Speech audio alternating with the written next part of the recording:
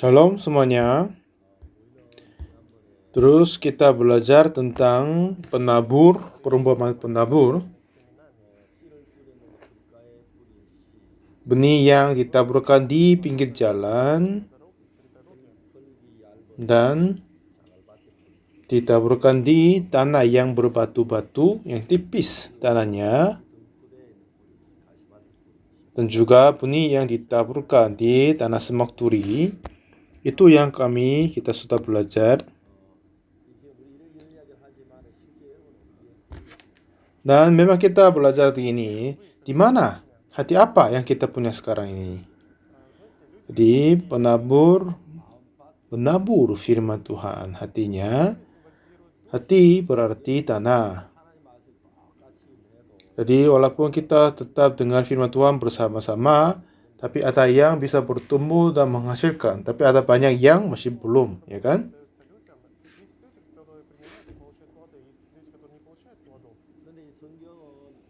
Dan apa yang kitab suci berkata adalah tentang benih yang ditaburkan di tanah yang baik.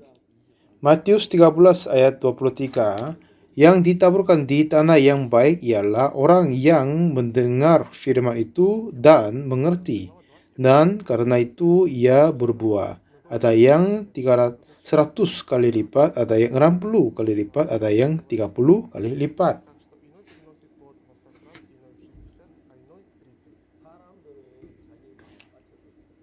Banyak orang masih kurang tahu bagaimana kondisi hati mereka. Karena bagaimanapun orang yang jahat itu, kadang mereka berbuat sesuatu yang baik. Seperti begitu, banyak orang menganggap diri adalah seseorang yang berbuat baik. Terus mereka sendiri berpikir mereka masih oke, baik, tidak ada masalah. Tapi apa yang kitab suci ingin berkata kepada kita adalah seperti Tuhan memberikan 10 hukum kepada kita. Dan Tuhan sudah tahu bahwa kita manusia tidak bisa melakukan hukum Taurat.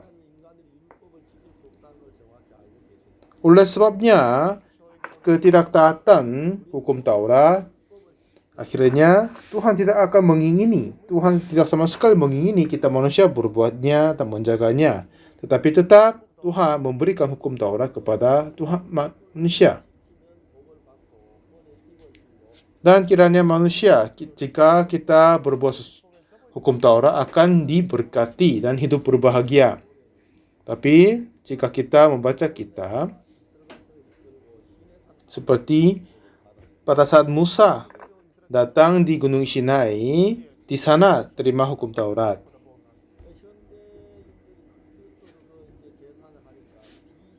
Dan ahli Alkitab menghitung itu waktu tahun sebelum Al-Masih 1491. Sekitar bisa kita terhitung sama dengan 1500 tahun sebelum Yesus datang. Dan sekarang sudah lebih 2000 tahun setelah Yesus datang. Jadi setelah Yesus datang 2000 tahun sekarang ini, dan pada Musa dapat hukum Taurat sekitar 3500 tahun dari sekarang. Dan selama 3500 tahun itu, berapa orang yang dapat melakukan hukum Taurat dengan sempurna? Tidak sama sekali ada, ya kan? Kecuali Yesus Kristus, tidak sama sekali ada orang melakukan semua hukum Taurat dengan baik-baik. Coba kita berpikir, Tuhan telah perintahkan kepada kita bahwa menjaga hukum Taurat. Tetapi apakah dia mengingini? Ya, mengharapkan kita dapat melakukannya.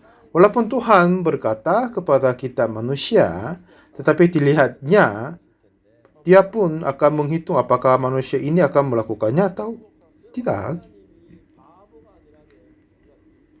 Dan memang Tuhan bukan bodoh, jadi dia sudah tahu kita manusia tidak bisa melakukan hukum Taurat. Tetapi manusia ini menganggap diri adalah seseorang yang baik. Jadi jika mereka berbuat sesuatu yang baik dan berusaha melakukan hukum Taurat dan diberkati, tetapi itu tidak sama sekali bisa.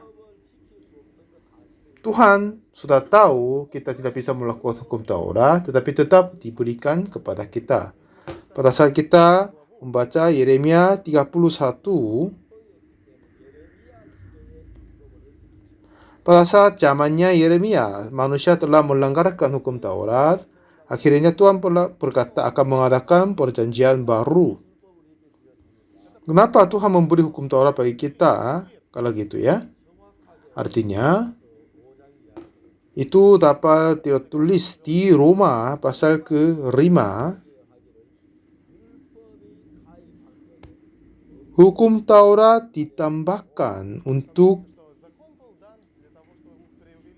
memperbanyakkan untuk penghukuman perbuatan pelanggaran-pelanggaran itu. Artinya apakah Tuhan ingin kita berbuat banyak berdosa? Kenapa Tuhan berbuat begitu? Tapi Alkitab berkata, tetapi hukum Taurat ditambahkan supaya pelanggaran menjadi semakin banyak. Siapa yang kasih hukum Taurat adalah Tuhan. Jadi kenapa Tuhan ingin kita melanggar menjadi semakin banyak? Jadi saya menemukan beberapa tempat bagaimana Tuhan melihat kita manusia. Di Yeremia berkata, betapa liciknya hati, lebih licik daripada segala sesuatu. Hatinya sudah membatu. Katanya hati manusia lebih licik daripada segala sesuatu. Dan Kejadian 6 berkata, ketika dilihat Tuhan bahwa kejahatan manusia besar di bumi dan bahwa segala kecenderungan hatinya selalu membuahkan kejahatan semata-mata.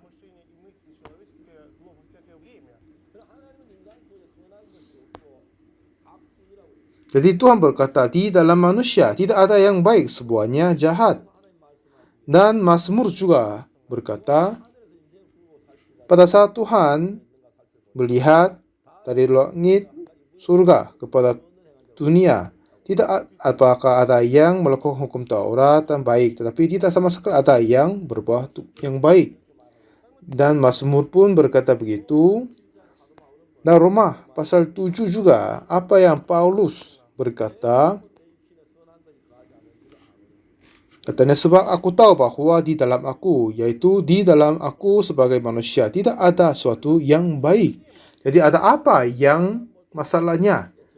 Dari pandangannya Tuhan, kita tidak sama sekali mempunyai yang sesuatu baik. Tetapi kiranya manusia, artinya berbuat sesuatu dengan keinginan diri, akhirnya dihukum mati dan melanggarkan hukum Taurat. Tetapi iblis berkata menipu kita manusia, ada yang baik kepadamu dan kamu bisa melakukan yang baik. Jadi oleh sebab itu banyak orang berusaha melakukan hukum Taurat. Jadi ini akan menjadi mengabaikan hukum Taurat.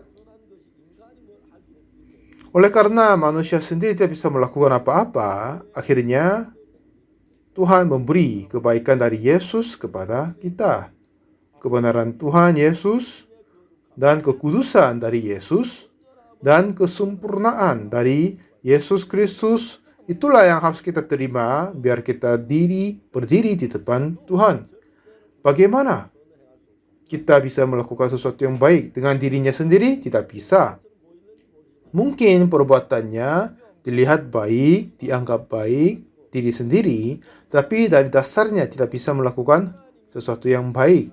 Akhirnya apa yang Tuhan mengingini kepada kita adalah hati apa? Adalah bukan kita berusaha untuk melakukan sesuatu yang baik, tetapi seperti begini, akulah yang jahat, akulah yang kotor. Aku tidak bisa melakukan apa-apa yang baik. Jadi kepada semua yang berputus asa kepada perbuatan baik, dan terimalah Yesus Kristus. bagaimanapun diri melihat dirinya sendiri. Tidak sama sekali ada yang indah, tidak sama sekali yang baik di dalam hatiku. Jadi dengan hati yang penuh dengan dosa dan kejahatan, bagaimana mungkin melakukan sesuatu yang baik?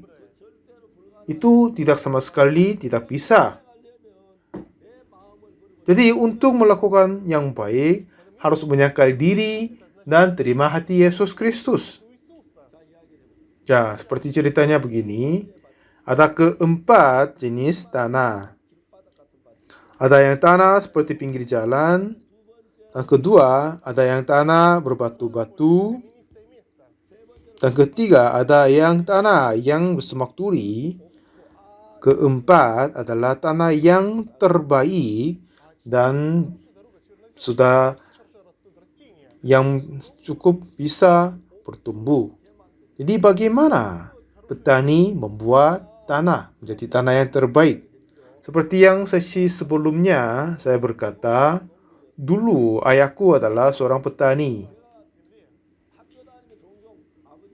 Dan pada saat saya masih sekolah, saya sering membantu ayahku untuk menjaga tanahnya.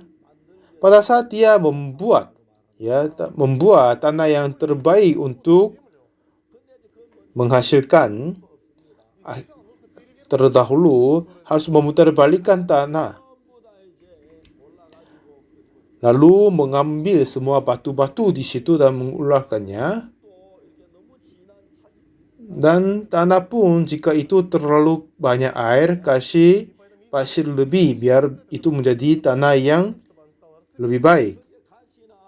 Dan jika ada pohon atau rumput, semak duri ada di sana, mencabut semua akarnya dan memutarbalik tanahnya seperti tanah diterbalik seperti begitu. Setelah itu ada yang tanah yang terkosong, angin masuk ke sana. Lalu tanah itu kering oleh matahari. Waktu itu semua rumput-rumput di situ mati di sana. Sekitar 10 hari tertinggal begitu, semua rumput di sana kering dan mati. Lalu hancurkan semua tanah di situ dan merapikan dan siapkan tanah baik untuk menghasilkan gandum. Dan itulah menjadi tanah yang terbaik. Satu ketika saya bertemu seseorang dan konsultan tentang kehidupan rohani. Biasanya ada seorang bertemu yang lain, biasanya dia mempunyai hati yang kasih lihat bahwa dia adalah orang yang baik. Dan kepada yang baru ketemu, tidak mau terasa malu dan mau meninggikan diri dan membungkus dia orang-orang yang terbaik. Tapi seorang yang ini yang ketemu adalah awal 60-an. Waktu saya ketemunya dan berbicara dengan dia, saya terkaget karena dia tidak sama sekali menyatakan kebaikan dia sendiri. Cerita dia menjadi baik tidak sama sekali berkata itu. Dan saya sudah ketemu banyak orang, tapi baru saja bertemu orang yang seperti itu. Dalam percakapan itu, saya ingin sekali mengetahui karakternya. Siapakah orang ini? Apa yang kerjanya? Bagaimana mungkin dia dapat hati sepertinya? Saya ingin sekali mengetahuinya.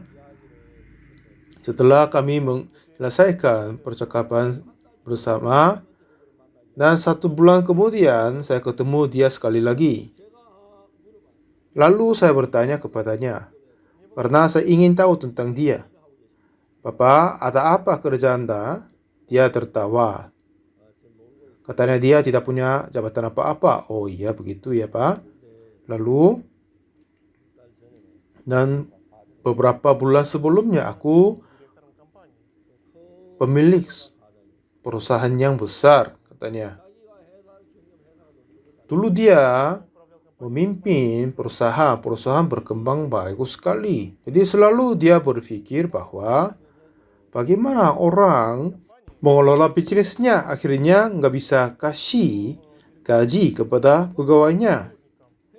Atau bagaimana dia mengelola bisnisnya. Akhirnya terus pinjam uang di bank untuk cari uang di situ.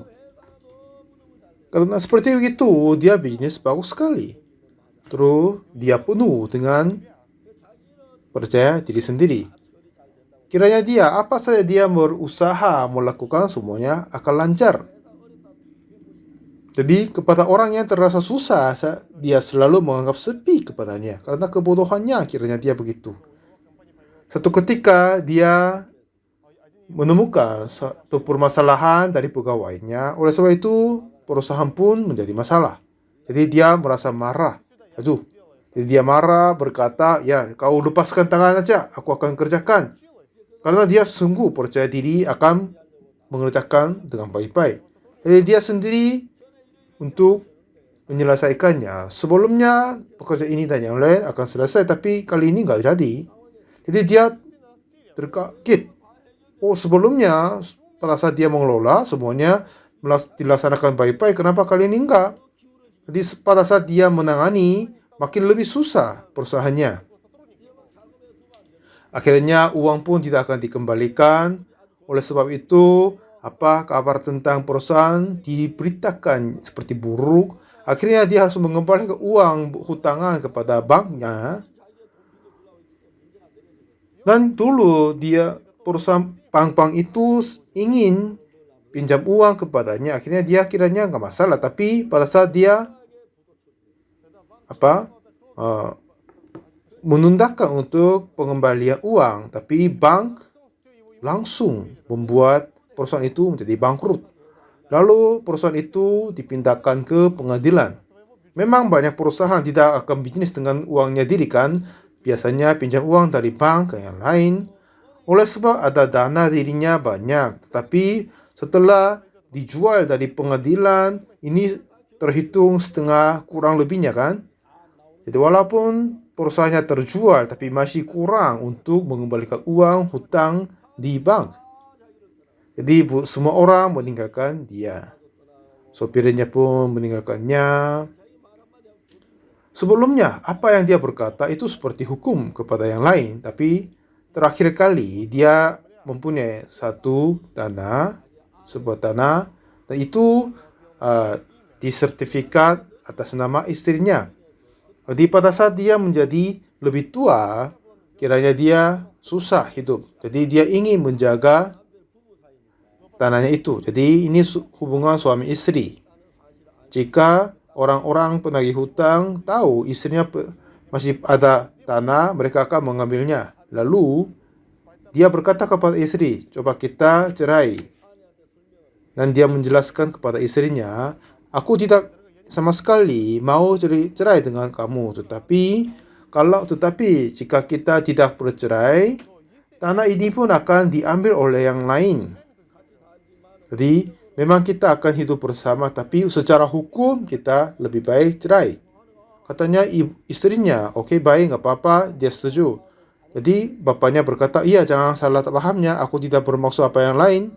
Jadi istrinya bilang, iya, nggak apa-apa, saya sudah paham maksudmu. Dengan begitu mereka saling setuju dan cerai.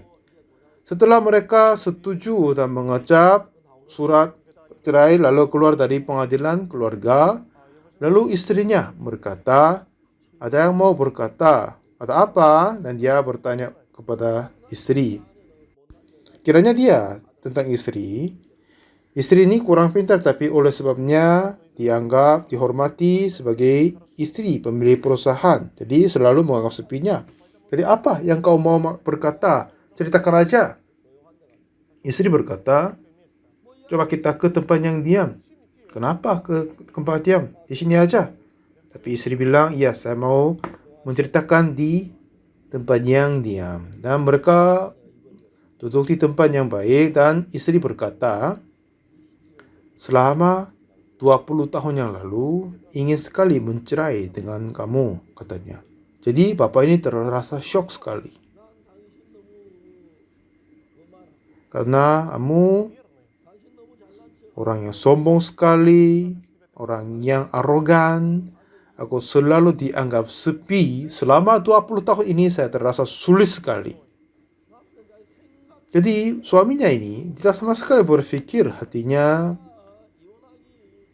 Jadi istrinya berkata, selama 20 tahun ini saya ingin cerai dengan kamu, masih sampai sekarang nggak bisa. Tapi akhir-akhirnya hari ini kita bercerai secara hukum. Ini sudah digenapi mimpiku.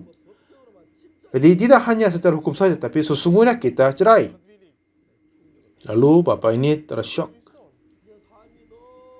Setelah itu kehidupannya menjadi susah sekali.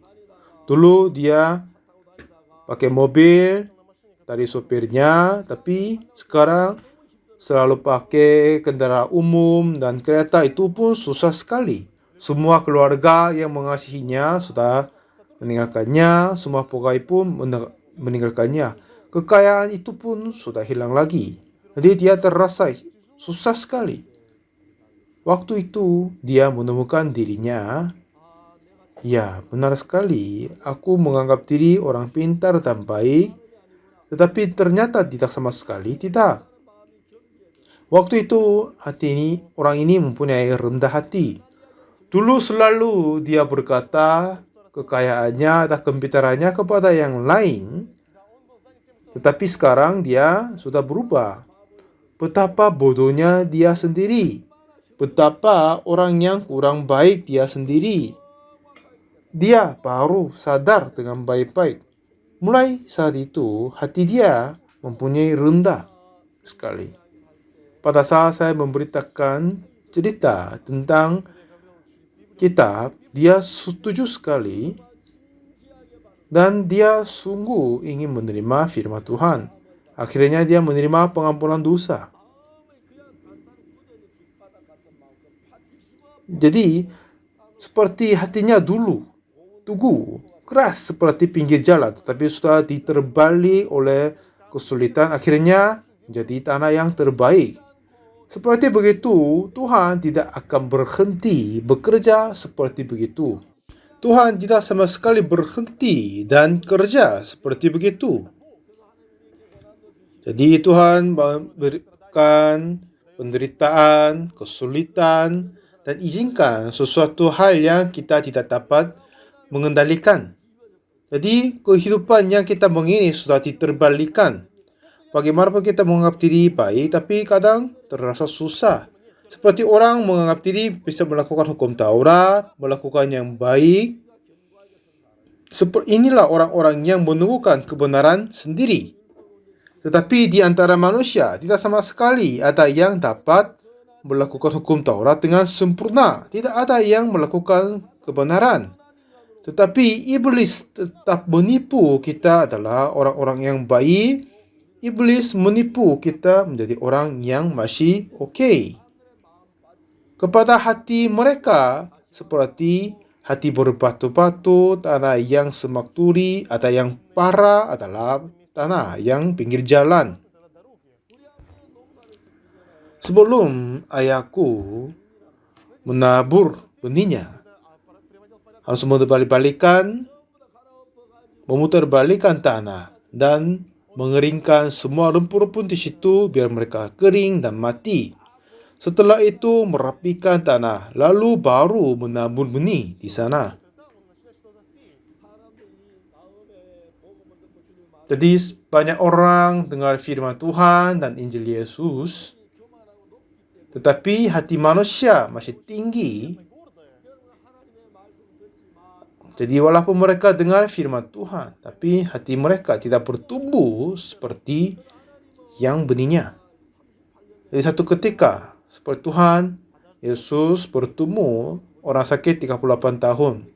Yesus bertanya kepada orang sakit 38 tahun, maukah engkau sembuh? Jadi orang itu berkata, Tuhan, tidak ada yang menurunkan aku ke dalam kolam itu apabila airnya mulai goncang, dan sementara aku menuju ke kolam itu, orang lain sudah turun mendahului aku. Yesus berkata kepadanya, bangunlah, angkatlah tilammu dan berjalanlah. Pikirannya dia tidak bisa berdiri dan berjalan. Jadi kata Yesus sudah tidak sama dengan hatinya. Tetapi benih firman-Nya masuk ke dalam hati dan berakar dan bertumbuh, bertunas. Selama sekali orang ini tidak bisa berjalan, tapi dia langsung berdiri dan bangun dan berjalan. Apa yang buat dia bangun dan berjalan? Adalah firman Tuhan Yesus buat dia bangun dan berjalan. Jika orang sakit ini menganggap diri adalah pintar dan baik, dia akan berkata, "Ya, kenapa? Bagaimanapun aku bisa berjalan, Yesus? Kakiku telah keras, nggak bisa berjalan." Kiranya gitu kan? Hati kita bukan tanah yang terbaik. Jika hati kita menjadi murni dan diperbaiki, apa saja kita dengar akan masuk. Hati itulah hati yang terbaik. Tetapi, oleh karena hati kita tidak murni, pada saat kita dengar firman Tuhan Yesus, waduh, itu tidak akan terjadi, itu sudah bersalah. Bagaimana hal itu mungkin terjadi? Kiranya pikiran-pikiran itu akan keluar dari hati kita. Hati itu seperti tanah pinggir jalan, tanah berbatu-batu, dan tanah yang semak duri. Jika hati kita menjadi tanah yang terbaik, langsung bertumbuh pada saat kita terima benihnya. Pada saat kita mempunyai hati yang terbaik, walaupun firman Tuhan cocok dengan pikiran kita atau tidak, akan tetap terima. Jadi, buah yang berharga dari Tuhan akan bertumbuh dan dihasilkan oleh kita. Untuk Tuhan membuat hati kita seperti begitu, Tuhan izinkan sakit penyakit, penderitaan, dan kesulitan. Dengan itu memutarbalikkan dan memperbarui hati kita menjadi hati kita menjadi hati yang terbaik. Kepada orang yang hikmat, cepat memperbarui hatinya menjadi hati yang terbaik. Kepada yang kebodohan, semakin terasa kesulitan, akhirnya menjadi tanah yang baik. Jadi, akhirnya mereka menjadi tanah yang terbaik. Terima kasih banyak.